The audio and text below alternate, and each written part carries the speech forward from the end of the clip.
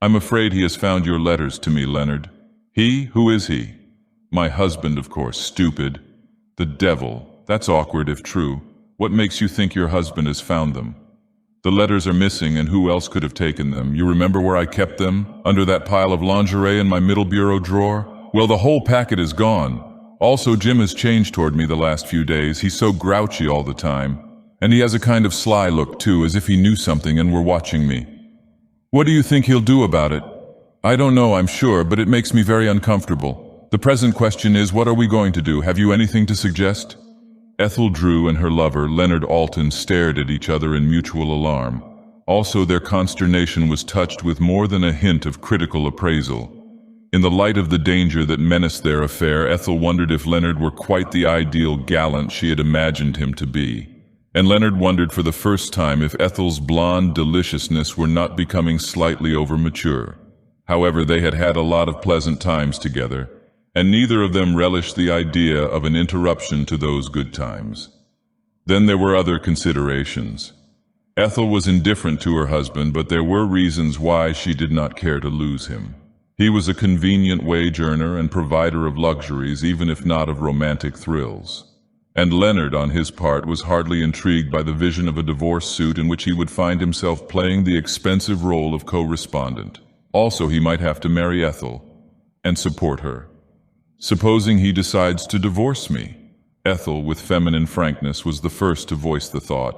We can't have anything of that sort. Jim might do it. Certainly he could, with your letters for evidence. Leonard recalled certain passages of the perfervid phraseology which he had used in writing to Ethel. Also, the many direct references to episodes of their passion. What an indiscreet idiot he had been. I'll say he could, he rejoined ruefully. Well, haven't you anything to suggest? The tone was perceptibly tart. If he has the letters, he must have put them away somewhere. Have you looked for them? Of course I have. I went through Jim's bedroom and clothes closet as soon as I found they were missing. Then I searched his den. But the letters aren't in the house. It was useless to look, he wouldn't leave them around like that. Have you searched his office? Bet you he's got them pigeonholed in his desk. I haven't looked there yet, no chance to do it so far, but I thought of it. I'll try to get hold of the office key as soon as I can.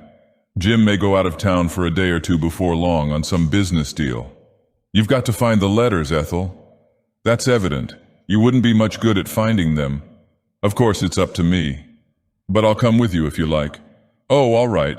I'll ring you up when I get the key. Bet you anything he's got the letters filed away in his desk. Maybe, if he hasn't filed them with a lawyer. Ethel Drew and her husband were at breakfast the next morning. Jim had been gulping his coffee and oatmeal in sulky silence, and Ethel was pretending a blithe unconsciousness of his manner and its implications. Jim did not speak till he arose from the table. Then, I'm going out of town today, have to see the Chalmers Co. Also, read, Bros, I won't be back till late tomorrow night, and I'd advise you to behave while I'm gone. It was the first direct verbal insinuation which Jim had made. What do you mean? Ethel's tone was crisp and cool. Just what I say, you'd better be good, if you want me to go on paying for your lingerie and breakfast bacon. I don't understand you, and your remarks are rather insulting. The hell they are. I think you might explain your insults. Is it necessary? You certainly have your nerve, Ethel. I know all about you and your little playmate. Are you crazy, Jim? I don't know what you are driving at. Jim glowered at Ethel as he drew on his overcoat. Oh, yes, you do. Take it from me, you can't get away with this Leonard Alton business. No lounge lizard is going to make a monkey of me. He'll have the job of supporting you if there's any more of that stuff. And you'll like that, won't you, hey? He'll certainly make a grand provider with his peanut income. Jim, you are ridiculous. A great little bluffer, aren't you? Well, I know all about it. Red-hot letters to a red-hot mama. He fairly sneered the last words. Bye-bye. And don't forget what I told you. He was gone before Ethel could think of another rejoinder. Well, that's that, she thought, biting her lip. I've simply got to get Leonard's letters back and destroy them. They're the only evidence.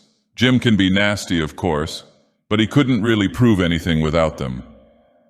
5 minutes later, she was ransacking Jim's room, hoping desperately that he had not taken his keyring with him. Where would it be? It was not on the bureau where he often left it, but sometimes he left it in his pocket. She remembered that he had been wearing a suit of brown and black checks that morning instead of the blue serge suit he usually wore in the office. She opened the clothes closet. The blue serge was hanging next to the door, and thank heaven the key ring was in one of the coat pockets. He knew the office key by sight. There it was, between the door key of their bungalow and the key of an old trunk. She called Leonard on the phone. "Jim is out of town until late tomorrow, and I have the key. Will you help me to do a little burglarizing?" "Any time, darling. Not till tonight, of course. The stenographer might be there during the day. You can take me to dinner if you want to, and we'll visit the office afterwards." "That's a good plan. Nothing like combining pleasure with business. Shall I call for you at the house about 6:30? "That will be fine, Leonard, but you needn't be so flippant. Supposing we don't recover the letters?" Ethel and Leonard were very gay that evening, and neither spoke of the missing letters, as they sat in an alcove of a fashionable restaurant. There was a tenseness beneath their gaiety, however, and they were repeating to themselves over and over the same unanswered query with which their phone conversation had ended. The tenseness grew. With a tacit agreement, they did not linger over their dessert. A short drive in Leonard's car, and then they entered a downtown building. They boldly took the elevator to the 3rd story. Before them, in a long, deserted hall, was the lettered glass of an office door with the words, "James Drew, Fire Insurance." Ethel took the key ring from her vanity bag and unlocked the door. She turned on the light and began to examine her husband's desk. It was strewn with unsorted papers, and none of the drawers had been locked. She pulled them out one by one and went through them systematically. Nothing of interest in the first 2, only business documents. But what were these letters in the 3rd drawer, lying beneath some legal papers? The letters were not those for which she was looking, but nevertheless, what were they doing in her husband's desk? They were addressed to Jim, and the writing and stationery were feminine. Indeed, they fairly reeked of femininity. The mauve paper had been perfumed with sandalwood. Ethel did not recognize the writing, but her natural curiosity was not lessened by this fact.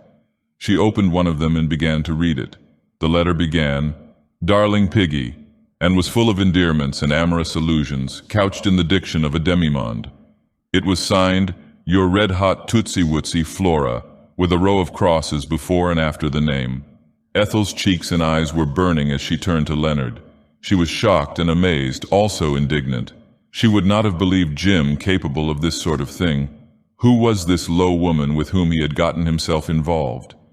"Have you found something?" asked Leonard. "I've found plenty." She gave him the letter with no further comment and proceeded to open and read the next. "Why, the old devil!" exclaimed Leonard when he had caught the purport of the epistle. "This is rich," he ended with a chuckle. "Do you think it's so funny?" Ethel asked stiffly. "Well, I'll be—" Leonard wisely checked himself, reflecting that no man could foresee a woman's emotional reactions. Ethel gave him the 2nd letter and opened the 3rd. There were nearly 2 dozen in the pile. She and Leonard read them all. Most of them were damnatory proof of a vulgar liaison. Many referred to secret meetings, even to nights that had been spent together in hotels by Jim and the writer under assumed names. One of them enclosed a snapshot showing Jim with his arm around a plump and luscious brunette in a one-piece bathing suit of extreme brevity. The snapshot commemorated one of their outings. The woman's full name, Flora Jennings, was signed to one of her letters. Comparatively formal note which evidently dated from the beginning of the acquaintance. "I'll divorce him," cried Ethel when she had finished the last letter. "But how about my letters? We haven't found them yet." Ethel did not reply. She was rereading one of the mauve-tinted epistles. Then as she stuffed the whole packet into her vanity bag, she said, "I'm going to take those letters with me, even if I haven't found yours." "A fair exchange is no robbery," chuckled Leonard. Jim had returned from his business trip. He and Ethel were at the breakfast table again. "Did you do what I told you?" he asked gruffly after a period of sullen preoccupation with his food. "What was that, Jim?" Ethel's tone was very sweet and guileless. "What I told you about that d***ing lounge lizard," he snapped. "And who is the lounge lizard, pray?" "Don't try any more bluff with me. I told you to watch your step with Leonard Alton." "Oh, I remember now, you said some silly things about Leonard, which reminds me that the dear boy took me out to dinner night before last." "What?" Jim was almost apoplectic with rage. "Say, do you think you can go on getting away with murder? I found a bunch of billets due from this Leonard person in your bureau the other day. They certainly told me all I needed to know.